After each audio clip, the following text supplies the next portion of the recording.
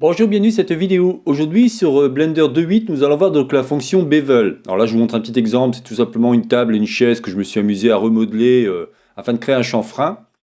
On va donc utiliser ou voir cette fonction. Donc sans plus attendre, regardons cela sur Blender.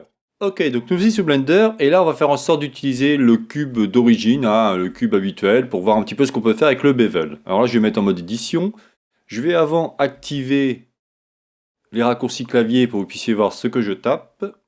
Alors je fais en sorte à chaque fois de faire évoluer ce fameux plugin qui s'appelle Shortcut, je crois, Shortcut UV-R, qui a été créé par Genam. Il est extraordinaire ce petit plugin. À chaque fois j'ai remarqué que celui-ci fait en sorte de faire évoluer ce plugin justement pour que vous, euh, internautes, vous puissiez voir les touches et voir ce qui se passe. J'ai remarqué que par exemple des fois il y a des menus qui sont superposés par rapport aux touches. Donc, on ne peut pas tout voir. Mais ça, je suis désolé, c'est pas de mon ressort. Donc revenons maintenant au bevel. Alors le bevel, en fin de compte, c'est tout simplement créer un chanfrein. Touche raccourci, CTRL B. Ici, rappelez-vous, la dernière fois, on a fait en sorte de voir l'extrude, et là, on va voir, on a vu l'inset face, pardon, et ce qui nous intéresse, c'est bevel. Donc si je clique dessus, exactement comme les deux autres outils qu'on a vus précédemment, vous aurez une présélection à pouvoir dire, tiens, qu'est-ce que je veux faire? Est-ce que je veux une quantité par décalage, par largeur, par profondeur ou par pourcentage? Le nombre de segments ici, vous allez comprendre de suite à quoi ça sert. Le profil, on va le voir aussi, et vertex only aussi. Donc là, j'ai fait en sorte, par exemple, de sélectionner entièrement mon cube, et je vais faire juste CTRL B.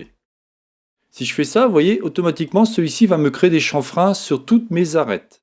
C'est-à-dire que là, j'ai fait en sorte de tout sélectionner, donc dès qu'il y a des arêtes, il va créer un chanfrein.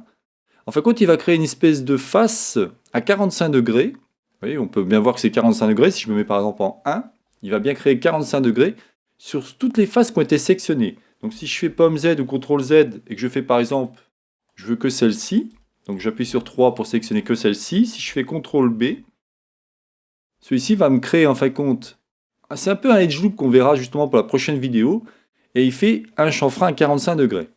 Alors comme je vous disais ici, on a délimité juste un segment à 1, ici on a laissé un profil comme ça. Exactement comme pour les autres outils, vous allez pouvoir cliquer ici sur Bevel, sous réserve que vous n'ayez pas touché à un autre outil, parce que autrement celui-ci va disparaître, et là on va pouvoir sélectionner par exemple pourcentage. Vous pouvez voir de suite que le pourcentage, bah évidemment on est à 0,2%. Donc si je me mets par exemple ici, je sais pas moi, à 12%, ça va donner ça. Ensuite ici vous allez pouvoir faire en profondeur. Alors là évidemment il s'est passé quelque chose qu'il n'a pas aimé, parce que le nombre va jouer par rapport à ça. Vous voyez? Donc on va pouvoir ici jouer aussi en largeur. Alors, à vous de jouer avec, à vous de voir quel est le plus intéressant pour vous. La quantité, en fin de compte, vous allez pouvoir tout simplement, vous voyez, jouer sur la quantité. Ça, c'est très intéressant. Le segment, c'est tout simplement que vous allez pouvoir arrondir votre élément. Le profil, alors le profil très intéressant aussi, vous allez pouvoir faire quelque chose comme ça, ou alors carrément le rentrer à l'intérieur, et vous pouvez faire quelque chose comme ça. Ah oui, c'est assez sympathique, on va pouvoir vraiment faire des trucs très sympas avec ça. Je vous montrerai tout à l'heure quelques petites astuces pour faire des formes que l'on n'a pas au niveau des mèches d'origine, et on peut faire des trucs vraiment intéressants. Alors si je clique maintenant sur Vertice Only, en fin de compte, Vertice Only va juste prendre, vous l'aurez compris, une vertice. Regardez, je vais faire en sorte de le supprimer, de recréer ici un cube. Rappelez-vous, les vertices, si j'appuie sur 1, c'est tout simplement celle-ci, tout ce qui est les points en fin de compte. Hein. Entre deux points, on a un edge qui est créé, et entre quatre points, on a une face qui est créée.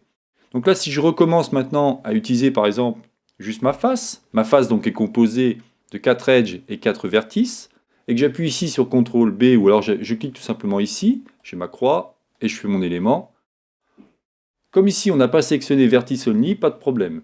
Si je clique ici, il ne se passe rien. Rappelez-vous que c'est une présélection, donc une fois que vous avez fait le travail, il faut partir dans ce petit menu pour modifier. Donc là, je vais cliquer sur Vertice Only. Et vous voyez, vous allez pouvoir faire ça, par exemple. Donc ça peut vous donner un ordre d'idée, comme quoi, si je sélectionne l'autre face, je fais CTRL B et que je fais pareil, et je clique ici sur Vertice Only, on aurait par exemple une sorte de dé. Donc évidemment, il ne faut pas faire comme ça, il faut sélectionner l'ensemble de l'élément, et faire en sorte de faire un biseau pour créer comme une sorte de dé. Ok. Donc là, je vais le supprimer. Et on va reprendre un autre cube. Donc là, cette fois-ci, on va cliquer ici, on va laisser tel quel. et on va faire carrément quelque chose comme ça.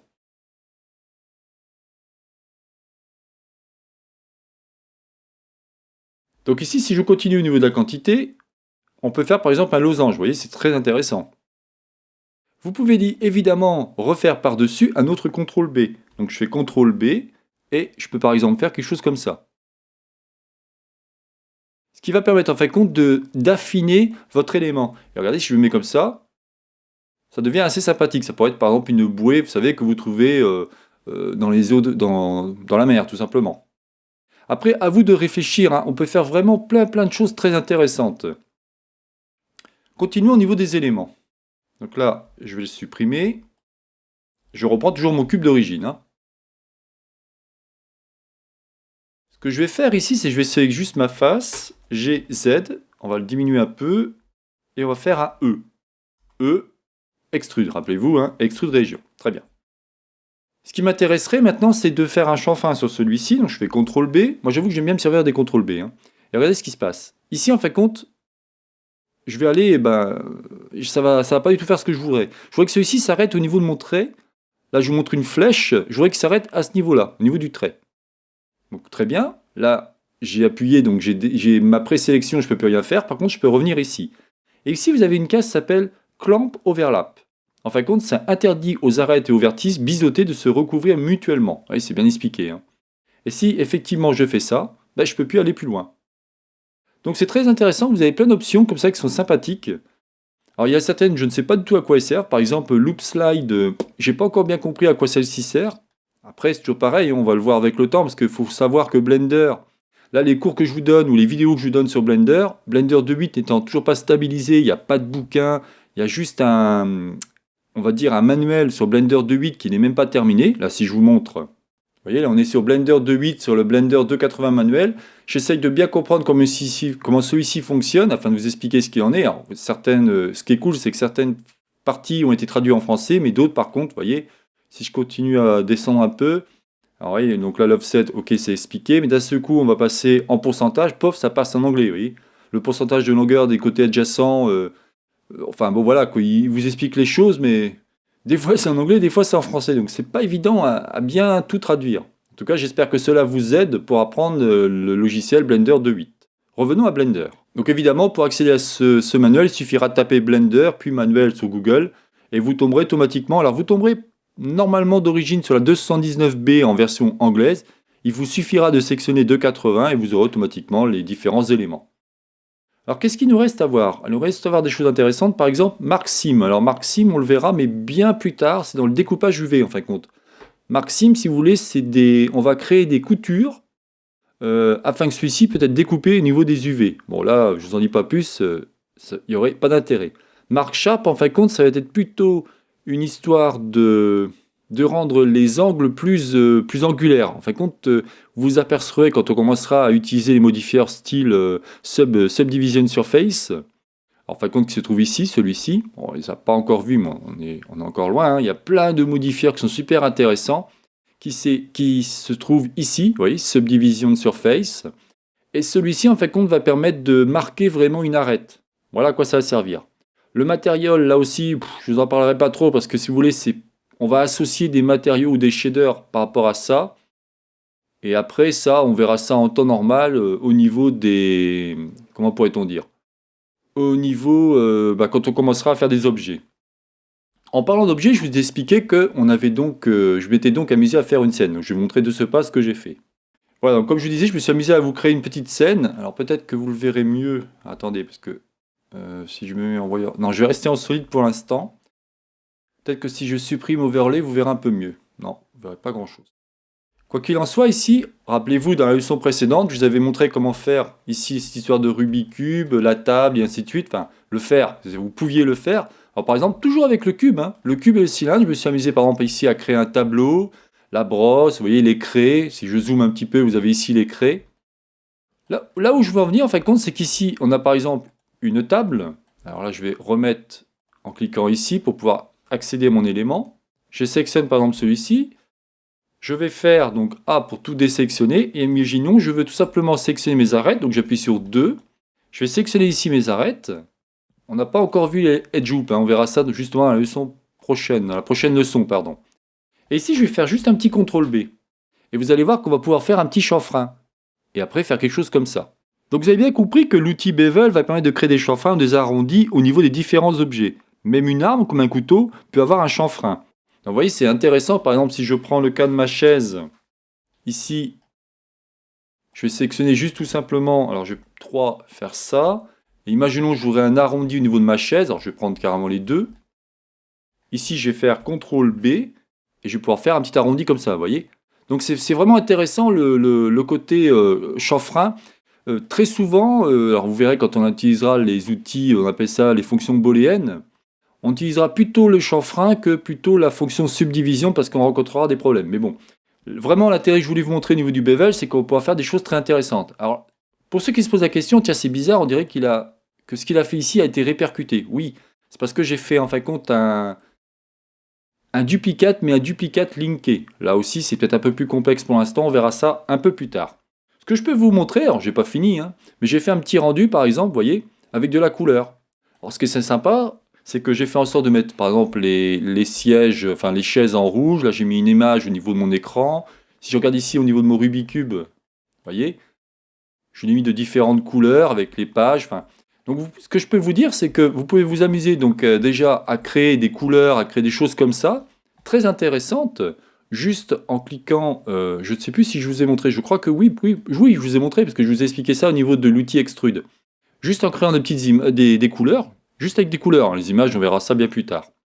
Parce que vous pouvez voir ici que j'ai fait par exemple, le sol, c'est donc une texture. Là, si je vous montre, il faut aller dans Shading, mais là, je dépasse complètement le rôle de la leçon. Et ici, en fin de compte, on a des shaders. Donc, je mets juste un principal. Donc, si je clique ici, alors non, ça marche pas. Il faut que je me mette en mode plutôt, on va se mettre Z. On va cliquer. Ah, il veut pas. Alors, pourquoi il veut pas cet animal? Il veut pas, voilà. Et ici, en fin de compte, si je reviens maintenant en mode look dev ou render, hein, c'est pareil. Alors, render, ça va prendre en plus la gestion des caméras et surtout, pas la gestion des caméras, pardon, la gestion des lampes. Il y a une lampe qui est ici, qu'on peut déplacer, qui va nous permettre de faire en fin de compte, vous voyez, une espèce de rendu avec des ombres et tout ça.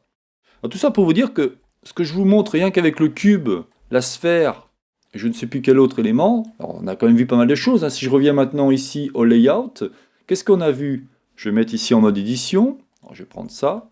On a vu donc l'extrude, vous allez faire de superbes choses. On a vu l'inset face, pardon, et on a vu maintenant le bevel. Une fois qu'on aura vu le edge loop, donc le offset edge loop cut, là vous allez voir qu'on va pouvoir faire des superbes trucs. Mais déjà, avec ce que je vous ai expliqué, vous allez pouvoir commencer à faire des objets. Donc moi ce que je vous conseille, c'est commencer à créer des objets. N'hésitez pas, essayez tout ce que vous voyez à côté de vous. Dès que vous voyez un objet, que vous comprenez sa forme, bah essayez de modéliser. Après, je vous expliquerai un peu plus tard la topologie pour que vous compreniez bien. Voilà, bon, j'espère que j'ai pas été trop long sur cette explication, mais il me semblait important de vous montrer que vous pouvez déjà faire des choses comme je vous montre, sauf l'image au niveau de l'écran parce qu'on l'a pas vu, mais rien qu'au niveau des couleurs, vous pouvez faire des choses sympas dans ce style-là.